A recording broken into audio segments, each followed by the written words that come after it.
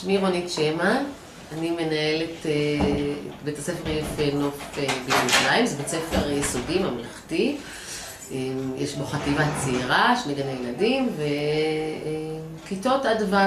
בסך הכל יש בו 22 כיתות, זה בית ספר גדול, כי הוא משלב בתוך הכיתות הרגילות 120 ילדים עם צרכים מיוחדים, זאת אומרת כיתות מקדמות בתוך הכיתות הרגילות.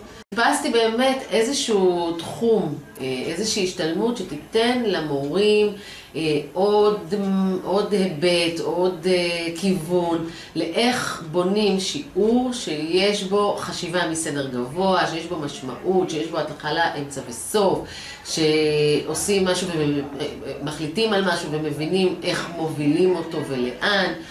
אנחנו לוקחים תחום תוכן, אנחנו עוסקים באסטרטגיות האלה, ותוך כדי זה הילדים שואלים שאלות, עושים השוואות, חוקרים, עובדים בצוות, עושים המון פעולות שמפתחות את החשיבה שלהם וגורמות להם גם סקרנות, גם עניין, גם שמחה, גם חדוות יצירה ועשייה, ובסופו של דבר למידה משמעותית.